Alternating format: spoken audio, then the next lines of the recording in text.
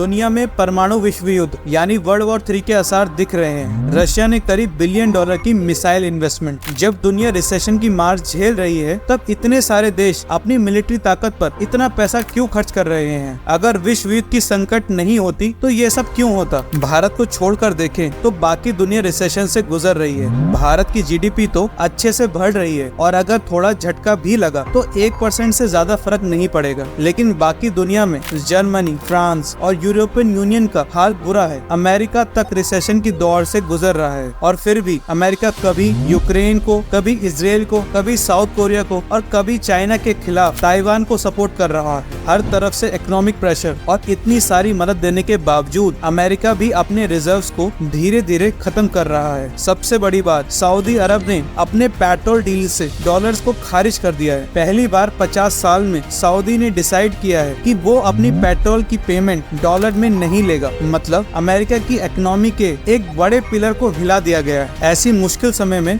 जब रिसेशन सब पर छा गया है, अगर परमाणु शक्ति वाले देश $100 बिलियन से ज्यादा खर्च करते हैं अपने न्यूक्लियर पावर पर, तो आप सोचे कि उनकी प्रायोरिटी क्या है? उनका फोकस अपनी इकोनॉमी को ठीक करने पर नहीं बल्कि एक परमाणु युद्ध की तैयारी पर है। पिछले साल 2023 में $91 बिलियन से ज्यादा खर्च किया गया था परमाणु हथियार को रेडी रखने के लिए और 2024 में ये आंकड़ा $100 बिलियन पार कर गया है। एक्सपर्ट्स कहते हैं कि अगर इतना पैसा न्यूक्लियर पावर पर खर्च कर हो रहा है तो कहीं न कहीं विश्व युद्ध 3 की तैयारी हो रही है। सऊदी अरेबिया और अमेरिका के बीच पेट्रोल डॉलर की लड़ाई, रशिया और चाइना का बड़ा पैमाने पर सोना खरीदना और भारत का अपना सोना ब्रिटेन से वापस बुलवाना, ये सब इंडिकेट करते हैं कि कुछ बड़ा होने वाला है। हिस्ट्री के मुताबिक जब भी युद्ध होने वाला होता है देश सोना इकट्ठा करना शुरू कर देते हैं। अब सुना है कुछ फाइनेंस कंपनीज ने प्रेडिक्ट किया है कि आने वाले सालों में सोना 1 लाख पर ग्राम तक पहुंच सकता है। मतलब आने वाले समय में दुनिया परमाणु युद्ध की तरफ जा रही है। पुतिन ने रिसेंटली नॉर्थ कोरिया के किम जोंग यून के साथ अलायंस बनाया है जहां एक दूसरे को मिलिट्री सपोर्ट देने का वादा किया है। अमेरिका ने भी इसका जवाब दिया और यूक्रेन को लीथल वेपन सप्लाई की बात की। इस पर पुतिन ने रशिया की मिलिट्री सेरेमनी में कहा कि रशिया अपनी सोवरेनिटी को डिफेंड करने के लिए किसी भी हद तक जाएगा और जरूरत पड़े तो अपनी न्यूक्लियर डॉक्ट्रिन को चेंज कर सकता है। पुतिन ने कहा कि अगर रशिया यूक्रेन के युद्ध में हार गया तो रशिया का 1000 साल पुराना इतिहास और स्टेटहुड खत्म हो जाएगा और अगर ऐसा हुआ तो दुनिया को भी एग्जिस्टेंस का हक नहीं बचेगा।